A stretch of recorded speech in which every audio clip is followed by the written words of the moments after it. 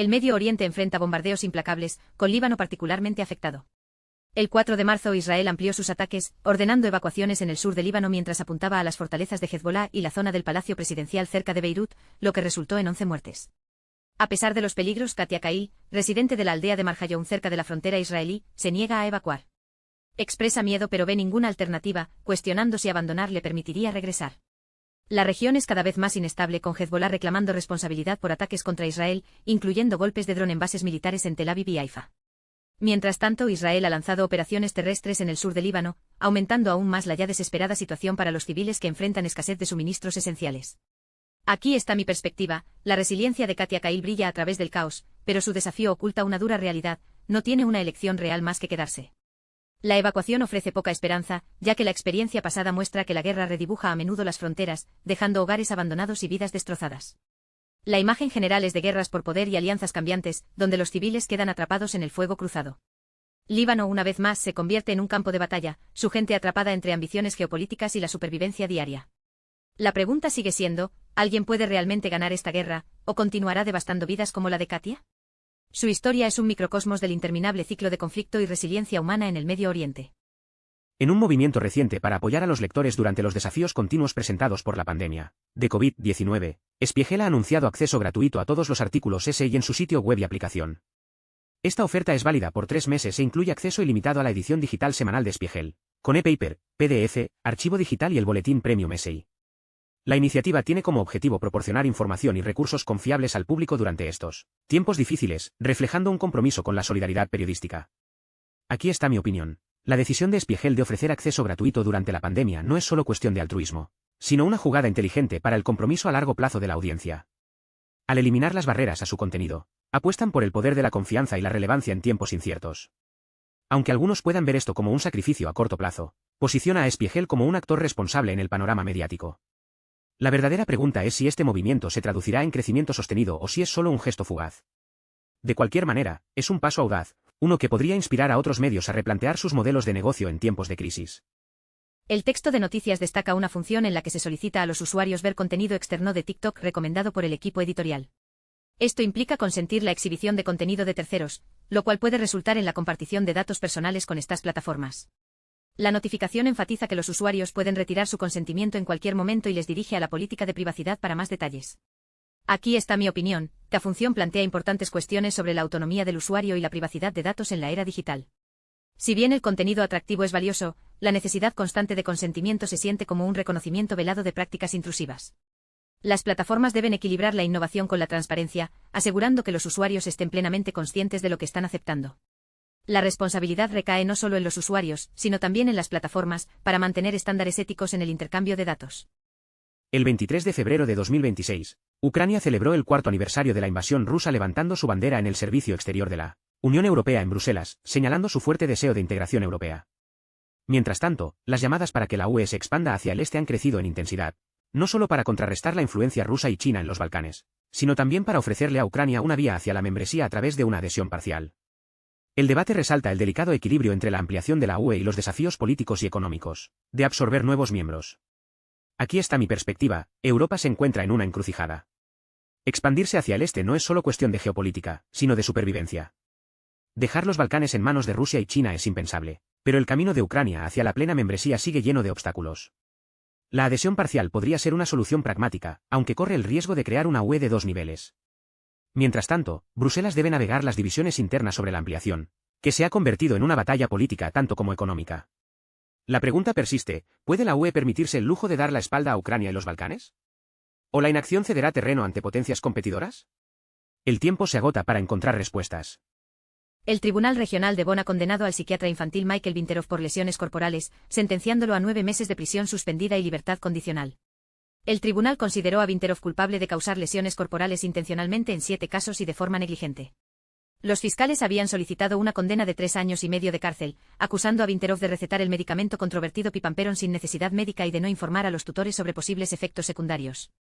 Sin embargo, el tribunal dictaminó que Vinterov actuó según sus propias convicciones médicas, con la intención de curar a los pacientes, y obtuvo el consentimiento para el tratamiento de los tutores legales, aunque creyera que había proporcionado suficiente información. Aquí va mi análisis: la sentencia plantea preguntas críticas sobre la intersección entre medicina y ley. Aunque las acciones de Vinterov estaban claramente equivocadas, especialmente al subestimar la idoneidad del consentimiento informado, la severidad de los cargos parece entrar en conflicto con la levedad de la pena impuesta. Existe un delicado equilibrio entre proteger a los pacientes y castigar a los médicos por intentar tratamientos no convencionales.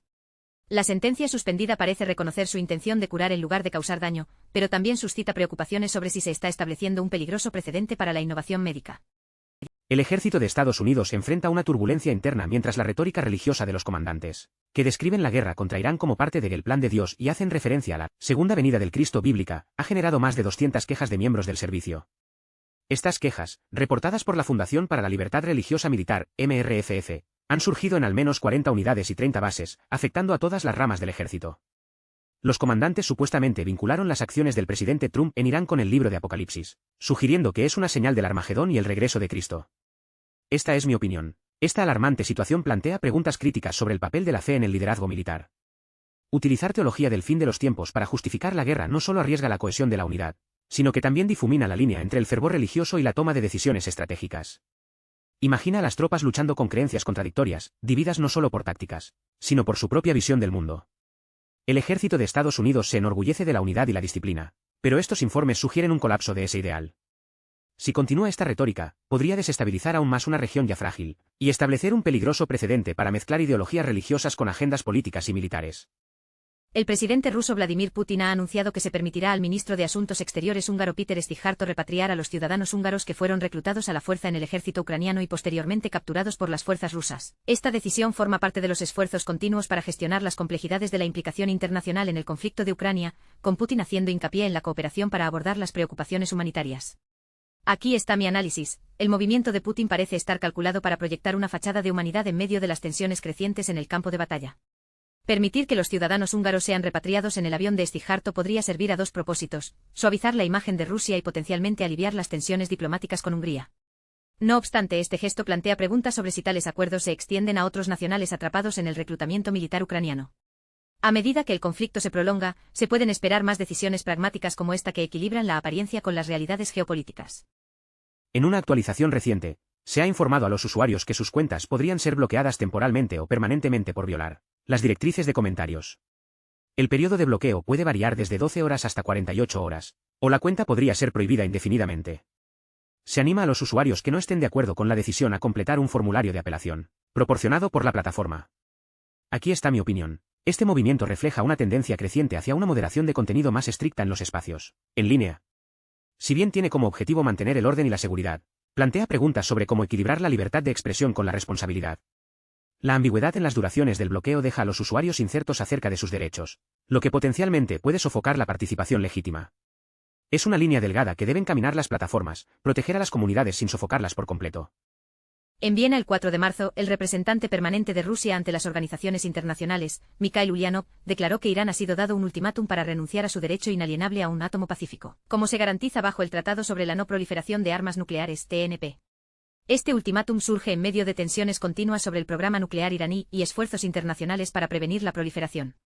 Aquí está mi perspectiva. La declaración de Mikhail Ulyanov plantea preguntas significativas sobre el equilibrio entre no proliferación y el derecho de una nación a la energía nuclear pacífica. Si bien las preocupaciones sobre las actividades nucleares de Irán son válidas, presentar esto como un ultimátum suena como un arma cargada apuntando a la diplomacia. Si la historia se repite, forzar a Irán a abandonar sus ambiciones nucleares podría empujarlo aún más hacia el aislamiento, y quizás incluso hacia medidas más extremas. El mundo debe proceder con cautela aquí. La línea entre seguridad y provocación es más delgada de lo que pensamos. En una importante reorganización del cuerpo de relaciones interétnicas de Rusia, el presidente Vladimir Putin ha actualizado la composición del Consejo Presidencial sobre Relaciones Interétnicas. Entre los nuevos miembros se encuentra Grigori Gurov, jefe de Rosmolodezhsk, Federación de Jóvenes Rusos, lo que señala un cambio de enfoque hacia la participación juvenil y potencialmente aborda la unidad étnica. Este movimiento ocurre en medio de los continuos esfuerzos por gestionar las tensiones intercomunitarias dentro del país. Aquí está mi perspectiva. La decisión del presidente Putin de incluir a Grigori Gurov, conocido por sus vínculos con movimientos nacionalistas, levanta cejas sobre la dirección futura del Consejo. Si bien la experiencia de Gurov en la participación juvenil podría ser un activo, sus inclinaciones ideológicas hacia la pureza étnica podrían socavar la misión del Consejo de fomentar la armonía interétnica. Este nombramiento parece un riesgo calculado, apostando a que Gurov pueda cerrar divisiones en lugar de amplificarlas. Si esto tiene una buena recepción tanto a nivel nacional como internacional aún está por verse, pero sin duda añade un giro picante al programa de diversidad de Rusia. En un incidente reciente se informó a un usuario que sus privilegios para comentar en una plataforma en línea habían sido revocados temporalmente o de forma permanente por violar las directrices del sitio. La notificación, que apareció inmediatamente después de la presunta violación, detallaba que el bloqueo podría durar entre 12 y 48 horas o ser indefinido. El mensaje también ofrecía una opción de apelación a través de un formulario especificado si el usuario deseaba impugnar la decisión. Aquí está mi punto de vista. Esta respuesta automatizada plantea preguntas sobre transparencia y responsabilidad en las plataformas digitales. Aunque las directrices son necesarias, el bloqueo repentino de usuarios sin una comunicación clara corre el riesgo de alienar a la comunidad. La falta de intervención humana inmediata deja a los usuarios con pocos recursos más que la frustración. Las plataformas deben equilibrar la aplicación de reglas con el fomento de la confianza, y este incidente destaca la necesidad de procesos más claros y más empatía en las prácticas de moderación.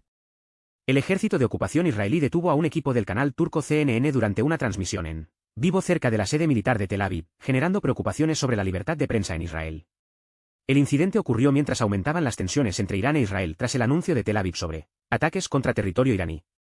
Un soldado israelí se acercó al equipo, les ordenó detener la filmación, confiscó su equipo y los arrestó. Este movimiento ha sido criticado en redes sociales, con usuarios cuestionando la creciente censura en Israel y su impacto en la cobertura mediática. El caso pone de relieve las crecientes presiones sobre periodistas extranjeros en zonas de conflicto, creando un dilema entre informar con veracidad y enfrentar consecuencias legales. Aquí va mi perspectiva. La detención del equipo de CNN turco es un crudo recordatorio de lo frágil que puede ser la libertad de prensa en tiempos de conflicto. Al apuntar al periodismo en vivo, Israel ha enviado un mensaje escalofriante. Los medios deben alinearse con su narrativa o enfrentar consecuencias. No se trata solo de censura, se trata de controlar la narrativa para moldear la percepción pública. En una era donde ciudadanos y periodistas documentan la realidad, tales acciones solo alimentan la desconfianza hacia las cuentas oficiales. El incidente plantea inquietantes preguntas. ¿Cuánto de la verdad estamos perdiendo? ¿A qué costo los periodistas arriesgan sus carreras para revelarla? Esto no es solo un asunto de libertad de prensa. Es una batalla por la transparencia en un mundo que cada vez más depende de los medios para comprender los conflictos. En un significativo desarrollo ayer, martes, más de 100 camiones de ayuda enviados por las Naciones Unidas y la Media Luna Roja egipcia cruzaron la frontera de Rafah entre Gaza y Egipto. La agencia de prensa francesa confirmó que estos camiones, incluyendo los de UNICEF, entraron a través de Rafah. Fuentes aclararon que no se permitió el paso a personas heridas al abrirse nuevamente el cruce. Todos los camiones de ayuda procedieron luego hacia el cruce de Karni Abu Salem, controlado por Israel. Además, la Media Luna Roja egipcia envió otro convoy el miércoles, que espera permiso para ingresar.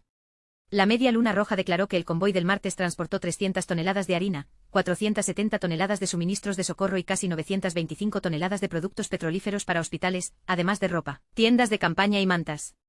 Mi perspectiva, la reciente reapertura del cruce de Rafah y la decisión de Israel de permitir que los camiones de ayuda ingresen a Gaza ofrecen un tenue rayo de esperanza en medio de la catástrofe continua. Si bien es crucial que los suministros humanitarios lleguen a quienes lo necesitan desesperadamente, este movimiento debe ser analizado críticamente. El momento parece calculado. Israel probablemente ve esto como una oportunidad para monitorear la ayuda más de cerca, reduciendo las acusaciones de que Hamas desvía recursos para ganancias militares. Sin embargo, este desarrollo no aborda las causas subyacentes del sufrimiento de Gaza, los implacables ataques aéreos y las tácticas de estrangulamiento impuestas por Israel. El convoy de la Media Luna Roja aún esperando en Rafah resalta el grado de control que Israel mantiene sobre la sangre vital de Gaza. Aquí se está veaponizando la ayuda, utilizándola como una herramienta política más que como un acto caritativo imparcial. En una escalada de tensiones globales, ha estallado una guerra entre Estados Unidos, Israel e Irán en medio de conflictos persistentes en Ucrania y regiones árabes. Este conflicto ha impactado gravemente en el mercado energético internacional, con Irán atacando instalaciones petroleras en países del Golfo y cerrando el estrecho de Hormuz. Como resultado, los precios del petróleo han aumentado a más de $80 por barril, mientras que los precios del gas natural se han elevado en un 50%. Países como Qatar, Arabia Saudita, Kuwait, Emiratos Árabes Unidos y Egipto han detenido su producción o exportaciones, exacerbando las interrupciones del mercado. El impacto de la guerra se ve agravado por precedentes históricos de crisis energéticas, incluyendo el embargo petrolero árabe de 1973 y la revolución iraní de 1979. A pesar de los esfuerzos para cambiar hacia energías limpias, los combustibles fósiles siguen siendo un recurso global crítico, y las políticas recientes han revertido los avances en la reducción de la dependencia de ellos. Aquí está mi perspectiva. Este último conflicto pone de relieve la continua dependencia de los combustibles fósiles a pesar de décadas de intentos de transición a energías más limpias. La guerra entre Estados Unidos, Israel e Irán ha convertido una región ya tensada por conflictos en un polvorín para una crisis económica global. El ataque de Irán a instalaciones petroleras en el Golfo y el cierre del estrecho de Hormuz es similar a crisis energéticas pasadas, pero con un potencial de interrupción aún mayor. Es irónico que después de años de progreso en la reducción de la dependencia de los combustibles fósiles, un conflicto en una de las regiones petrolíferas más críticas del mundo haya hecho que los precios vuelvan a aumentar. La situación subraya cómo los mercados globales siguen siendo vulnerables a las tensiones geopolíticas y cómo, rápidamente el progreso puede ser revertido por políticas energéticas obsoletas y la toma de riesgos políticos. El periódico hebreo Yediot Aharonot ha revelado detalles de los ataques conjuntos entre Estados Unidos e Israel contra sitios de misiles iraníes, enfocándose en 4 categorías: lugares de almacenamiento de misiles, ciudades de misiles subterráneas, camiones de lanzamiento y instalaciones de producción. Estos sitios se encuentran principalmente en las montañas Zagros de Irán, que albergan numerosas cuevas utilizadas para almacenar misiles. Según el experto estratégico israelí Ron Ben-Sai, los ataques tienen como objetivo interrumpir la capacidad de Irán para dañar a Israel al identificar y neutralizar estas aberturas ocultas. El informe destaca el uso de drones avanzados y armamento preciso estadounidense, como las bombas GBU-57 para destruir búnkeres entregadas por bombarderos B-2 para atacar las ciudades de misiles subterráneas. Mi interpretación: este informe subraya un desequilibrio notable en el conflicto. Irán está llevando a cabo una campaña de ataques dobles, lanzando misiles y drones sobre naciones árabes mientras exenta a Israel. Sin embargo, a pesar de este enfoque, las capacidades ofensivas directas de Irán contra Israel han sido significativamente degradadas por los ataques conjuntos entre Estados Unidos e Israel. La revelación de estas ciudades de misiles subterráneas y sitios de lanzamiento ocultos pinta un cuadro de la ingeniosidad iraní y la dominación tecnológica israelí. Está claro que la asimetría en inteligencia, precisión y poder de fuego da a Israel una ventaja decisiva. Mientras tanto, el duplicar los ataques contra países árabes plantea preguntas sobre las prioridades estratégicas más amplias de Teherán y si ve a Israel como menos de una amenaza que sus vecinos árabes. La FIFA está evaluando a Irak o los Emiratos Árabes Unidos como posibles sustitutos de Irán en la Copa del Mundo de 2026 si Teherán se retira debido a las crecientes tensiones en el Medio Oriente. El secretario general de la FIFA, Matthias Grafstromer, enfatizó el compromiso de la organización de albergar un torneo seguro, mientras que el presidente de la Federación de Fútbol de Irán, Mehdi Taj, expresó dudas sobre la participación tras los recientes ataques. Según The Guardian, Irak es el candidato principal para reemplazar a Irán si se retira, con los Emiratos Árabes Unidos como alternativa si Irak se clasifica. Las reglas de la FIFA permiten discreción absoluta en la sustitución de un equipo calificado, aunque tal movimiento sería sin precedentes desde 1950. Irán debía enfrentarse a Nueva Zelanda, Bélgica y Egipto en Los Ángeles y Seattle durante la fase de grupos. Esta es mi opinión. La situación que rodea la posible retirada de Irán de la Copa del Mundo es un crudo recordatorio de cómo la geopolítica puede opacar al deporte. El dilema de la FIFA pone de manifiesto el delicado equilibrio entre mantener la integridad del torneo y navegar conflictos del mundo real. Aunque Irak parece una sustitución pragmática, este escenario establece un precedente preocupante. ¿Podrían futuros retiros convertirse en fichas de negociación en disputas diplomáticas más amplias? La organización debe caminar con cuidado para evitar convertir la Copa del Mundo en un escenario político. Por ahora, esperemos que Irán se quede, pero si no es así, Irak está listo para dar el paso, un testimonio de la fuerza de la próxima generación del fútbol. El 1 de abril de 2017, el Comité Central y el Consejo de Estado anunciaron la creación del nuevo distrito de Hengshui al sur de Beijing, una iniciativa clave del presidente Xi Jinping para impulsar el desarrollo coordinado de Beijing-Tianjin-Hebei, JTC. El distrito tiene como objetivo servir como modelo de innovación, reforma y apertura de alta calidad. Para abril de 2021, se habían logrado avances significativos con la reubicación del grupo de red de satélites de China, convirtiéndolo en la primera empresa central en Hengshui. Desde entonces, otras 3 empresas centrales, junto con una escuela y un hospital, se han mudado, mientras que el desarrollo de infraestructura ha experimentado un crecimiento sustancial. El distrito está posicionado como un modelo nacional para la planificación urbana futura bajo el liderazgo del presidente 11. Aquí está mi opinión: el nuevo distrito de Hengshui representa más que una simple expansión urbana, es un atrevido experimento para reestructurar la geografía económica de China. Si bien la narrativa lo alaba como un brillante ejemplo de innovación y progreso, la realidad es mucho menos glamorosa. La reubicación apresurada de las funciones de Beijing plantea dudas sobre la sostenibilidad y la aceptación pública. ¿Hengshui se convertirá verdaderamente en una metrópolis próspera o permanecerá a la sombra de su ambicioso visión? El tiempo dirá si este gran plan puede superar los desafíos de integración, crecimiento y gobernanza. Por ahora, Hengshui es tanto un faro de esperanza como un recordatorio de las complejidades inherentes a tales empresas monumentales. Las tensiones entre la Francia insumisa, LFI, y el Partido Socialista PS se intensificaron esta semana con las acusaciones de antisemitismo contra Jean-Luc Mélenchon, a solo 10 días de la primera ronda de elecciones municipales. En un mitin en Perpiñán para apoyar al candidato de LFI, Michael Idrak, los comentarios de Mélenchon causaron indignación, lo que llevó a los líderes del PS a pedir distancia de sus declaraciones y advertir contra cualquier alianza postelectoral con LFI. El PS acusó a Mélenchon de profundizar las divisiones en la izquierda, mientras él negó las acusaciones, calificándolas como un ataque a los valores antifascistas. Las crecientes tensiones corren el riesgo de otorgar victorias a la agrupación nacional en ciudades clave, ya que ambos partidos se acusan mutuamente de debilitar la izquierda. Aquí mi análisis: los enfrentamientos de esta semana entre LFI y PS son un microcosmos del disfuncionamiento político más amplio en Francia, una izquierda dividida por la retórica y el resentimiento, incapaz de unirse contra el creciente extremismo de derecha. La última controversia de Jean-Luc Mélenchon, aunque dañina, parece menos un error estratégico que un síntoma de su propia personalidad inflamable. Mientras tanto, la decisión del PS de distanciarse aún más de LFI parece calculada, pero arriesga a alienar a votantes que podrían preferir un frente unido. ¿El verdadero perdedor? La izquierda en su conjunto y, por extensión, la lucha de Francia contra el fascismo. Con las elecciones municipales acercándose, estos gigantes políticos internos se están cavando sus propias tumbas. En una escalada significativa de las tensiones regionales, al menos 3 petroleros, identificados como el MK de Bion, el Skylight y una embarcación no identificada, fueron atacados frente a los Emiratos Árabes Unidos y Omán. Los incidentes ocurrieron cerca del Estrecho de Hormuz, una ruta estratégica de tránsito energético. Se cree que estos ataques son acciones retributivas de Irán en respuesta a las operaciones en curso de Estados Unidos e Israel dirigidas a Teherán. Los asaltos han resultado en al menos un fallecido y varios heridos. A principios de este mes, fuerzas iraníes advirtieron a los buques comerciales para que evitaran el estrecho, describiéndolo como peligroso y efectivamente cerrado durante la operación Epic Fury.